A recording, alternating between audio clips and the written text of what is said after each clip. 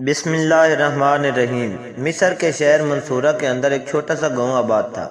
اس گاؤں میں خلیل نامی ڈاکو تھا۔ وہ ڈاکو بہت ہی ظالم تھا۔ اس کی دہشت اور خوف سے پورے گاؤں والے کانپتے تھے۔ حتیٰ کہ بہت سی روایات میں یہ بھی ملتا ہے کہ ایک دفعہ امام صاحب نے اس کو ہدایت کرنے کی کوشش کی تاکہ وہ ان برے کاموں سے رک جائے، کیونکہ امام صاحب نے اس کے اندر رحم دلی دیکھی تھی۔ خلیل نامی ڈاکو میں ایک بڑی صفت تھی کہ وہ اپنے گاؤں کے کسی بھی آدمی سے کچھ بھی نہیں لوٹتا تھا، اور حتیٰ کہ وہ گاؤں میں موجود غریب لوگوں کی مدد بھی کیا کرتا تھا۔ لیکن اس کے ساتھ ساتھ وہ بہت ظالم بھی تھا۔ لیکن اس خلیل نامی ڈاکو نے امام صاحب کو پورے گاؤں کے سامنے رسوا کر ڈالا تھا، اور اب اس کے ڈر کی وجہ سے کبھی خلیل کو کوئی کچھ نہیں کہتا تھا۔ سارے گاؤں والے اس سے تھر تھر کانپتے تھے۔ اسی گاؤں میں انجم نامی لوہار رہتا تھا۔ اس کی ایک خوبصورت اور حسین و جمیل بیٹی تھی۔ اس کی بیوی اور اس کی بیٹی کی پیدائش کے وقت تھی وفات پا گئی تھی، اور ساری زندگی انجم نے محنت مزدوری کر کے اپنی بیٹی کو ماں اور باپ دونوں بن کر پالا تھا۔ لیکن اب وہ انجم بوجھ نہیں اٹھا سکتا تھا، اور ان گاؤں والوں کا پانی کا ذریعہ ایک ندی تھی جس سے وہ تمام گاؤں والے پانی پینے کے لیے بھی استعمال کرتے اور کھانے پینے کے لیے بھی وہی ندی کا پانی استعمال کرتے۔ اب اس کی بیٹی نے کہا، بابا جان، ساری زندگی میں گھر سے باہر نہیں نکلے، حتیٰ کہ میں نے بغیر نقاب کے باہر قدم بھی نہیں رکھا، لیکن اب آپ بوڑھے ہو چکے ہیں، اب آپ سے بوجھ نہیں اٹھایا جاتا۔ ندی گاؤں سے باہر اور بہت سا فاصلہ ہے، لہذا آج کے بعد ندی پر میں اپنی سہیلیوں کے ساتھ جاؤں گی اور گھر کی ضروریات کا پانی بھر کر لاؤں گی۔ انجم کی اب جسم میں طاقت نہیں تھی۔ اس نے مجبوری میں اپنی بیٹی کو کہا، ٹھیک ہے بیٹی، اب تم ندی میں جانا اور پانی بھر کر لے آنا۔ ایک دن خلیل ڈاکو اپنے ساتھیوں کے ساتھ اس ندی پر اپنے گھوڑے کو پانی پلا رہا تھا کہ اچانک اس کی نظر انجم لوہار کی بیٹی پر پڑ گئی۔ خلیل نے اپنی زندگی میں کبھی اتنی حسین و جمیل لڑکی نہیں دیکھی تھی، اس لیے وہ اس کو دیکھ کر پاگل ہو چکا تھا۔ خلیل نے اپنے ساتھی کو اپنے پاس بلایا اور کہا، یہ لڑکی کون ہے اور کہاں رہتی ہے؟ تو اس نے کہا کہ حضور، یہ آپ کے ہی گاؤں میں رہتی ہے، یہ فلاں انجم لوہار کی بیٹی ہے۔ ساری زندگی اس نے اپنے گھر سے قدم باہر نہیں رکھا، لیکن اب اس کا باپ بوڑھا ہو چکا ہے، اب اس لیے یہ خود اپنی سہیلیوں کے ساتھ ندی نالے پانی بھرنے کے لیے آتی ہے۔ یہ سن کر خلیل نے اپنے ساتھی کو کہا کہ جا کر اس لڑکی کو میرے پاس بلا کر لاؤ۔ خلیل ڈاکو کا ایک ساتھی اس لڑکی کے پاس گیا اور کہا، تمہیں ہمارا سردار بلا رہا ہے۔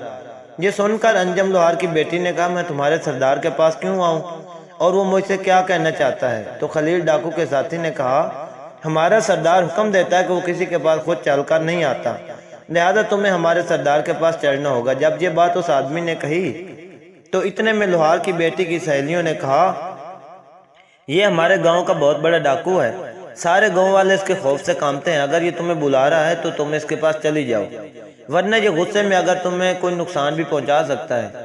لوہار کی بیٹی خلیل ڈاکو کے پاس آئی اور کہا، تمہیں مجھ سے کیا چاہتے ہو؟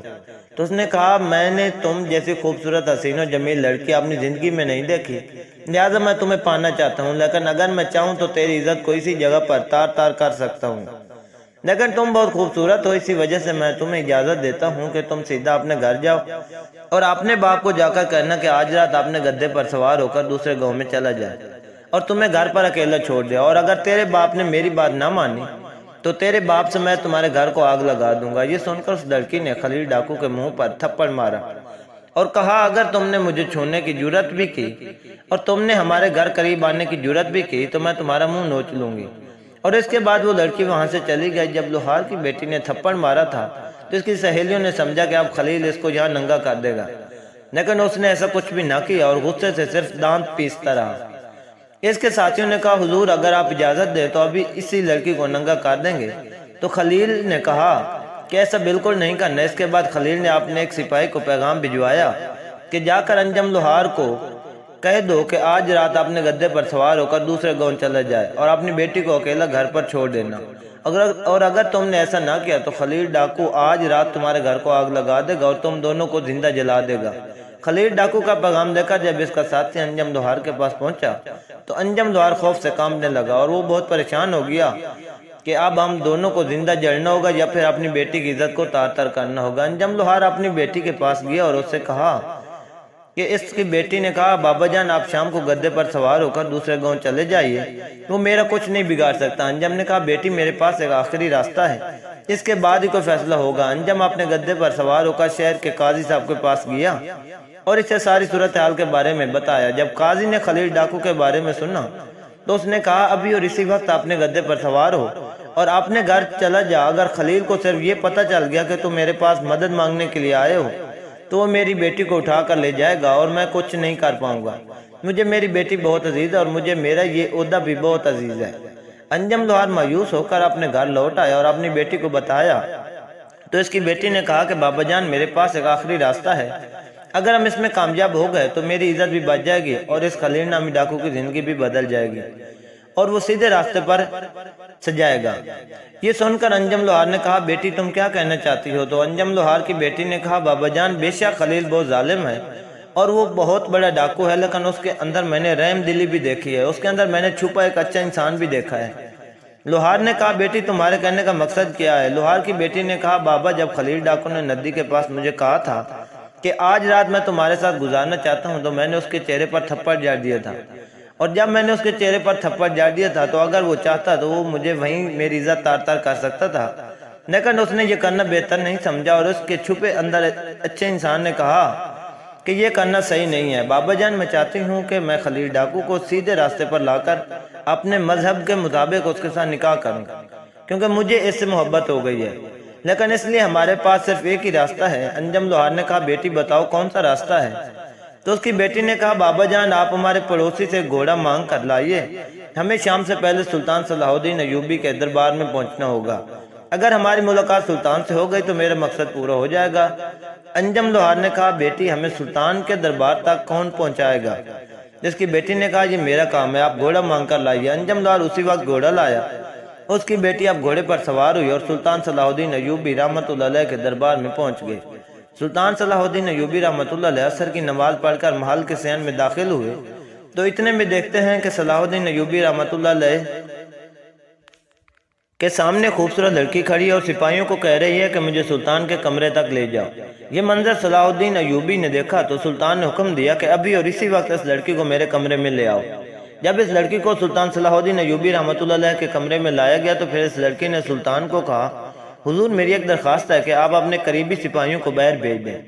سلطان بڑا حیران ہو گیا کہ آخر یہ لڑکی کہنا کیا چاہتی ہے۔ پھر سلطان نے اپنے سپاہیوں کو کہا کہ تم الگ ہو جاؤ اور لڑکی نے سلطان کو سارا قصہ سنایا۔ تھوڑی دیر سوچنے کے بعد صلاح الدین ایوبی رحمۃ اللہ علیہ نے لوہار کی بیٹی کو کہا کہ تم اپنے گھر چلی جاؤ اور گھر جا کر تم اپنے بابا کو کہنا کہ وہ گھر سے جانے سے پہلے ایک کتا اور ایک بکرا ذبح کرے اور کتے کو ذبح کرنے کے بعد اس کا چمڑا دروازے پر رکھ دے اور آنے والوں کو لگے کہ کتا ذبح کیا گیا۔ یہ سن کر انجم لوہار کی بیٹی نے کہا حضور آخر کتے اور بکرے کو ذبح کرنے کا مقصد کیا ہے؟ تو سلطان صلاح الدین ایوبی نے کہا کہ جب وہ دروازے پر پڑا ہوا کتا دیکھے گا اور تمہیں گوشت کھاتا ہوا دیکھے گا تو وہ سمجھے گا کہ تم کتا کھا رہی ہے اور اس کے بعد جو ہوگا دیکھا جائے گا۔ انجم لوہار کی بیٹی بہت عقل مند تھی، وہ صلاح الدین ایوبی کی بات کا مقصد سمجھ چکی تھی۔ وہ اسی وقت اپنے گھوڑے پر سوار ہوئی اور جا کر اپنے باپ کو ساری بات تفصیل سے بتائی اور کہا بابا آپ نے ایسے ہی کرنا ہے۔ انجم لوہار باہر گیا اور ایک کتا پکڑا، اس کو ذبح کیا اور اس کا گوشت نکال کر باہر پھینک دیا اور اس کا چمڑا دروازے پر رکھ دیا، اور اب آنے والے کو ایسے لگ رہا تھا کہ جیسے کتے کو ذبح کر کے اس کا گوشت نکال لیا گیا ہے۔ اور اس کے بعد اس نے بکرا ذبح کیا اور اس کا سالن بنانے کے بعد اپنی بیٹی کے آگے رکھتے ہوئے انجم لوہار اپنے گدے پر سوار ہوا اور اپنی بیٹی کی عزت کو اللہ کے حوالے کرتا ہوا چلا گیا۔ تھوڑی دیر گزری کہ خلیل ڈاکو کے گھوڑوں کی آوازیں آنے لگیں۔ اس کی بیٹی اب بکرے کا گوشت کھانے لگی۔ جیسے ہی خلیل ڈاکو اندر داخل ہوا تو اس نے دروازے پر پڑا ہوا کتا دیکھا اور پھر لوہار کی بیٹی کو کھانا کھاتے ہوئے دیکھا۔ اس نے نفرت میں کہا یہ تم کیا کھا رہی ہو؟ تو لوہار کی بیٹی نے کہا کیوں کیا ہوا؟ تو اس نے پھر نفرت میں کہا بتاؤ تم کیا کھا رہی ہو؟ تو انجم لوہار کی بیٹی نے کہا تمہیں نظر نہیں آتا ہمارے پاس کھانے کے لیے کچھ نہیں تھا، اس لیے میں نے کتا ذبح کیا اور اس کا گوشت کھا رہی ہوں۔ جب یہ بات خلیل ڈاکو نے سنی تو وہ لوہار کی بیٹی سے دور کھڑا ہو گیا اور سخت نفرت کرنے لگا اور اس کے بعد واپس جانے لگا تو اتنے میں پیچھے سے لوہار کی بیٹی نے آواز دی اور کہا خلیل کیا ہوا؟ تم واپس کیوں جا رہے ہو؟ جس لڑکی کو پانے کے لیے تم نے اتنا انتظار کیا اب خالی ہاتھ لوٹ کر کیوں جا رہے ہو؟ تو اس نے کہا جو لڑکی کتے کا گوشت کھا سکتی ہے میں اس کو چھونا بھی نہیں چاہتا۔ چھونا تو دور کی بات ہے، یہ سن کر لوہار کی بیٹی مسکرانے لگی اور کہا ذرا اپنے بارے میں تو سوچو، میں نے صرف کتے کا گوشت کھایا ہے اور تم مجھے ہاتھ نہیں لگانا چاہتے۔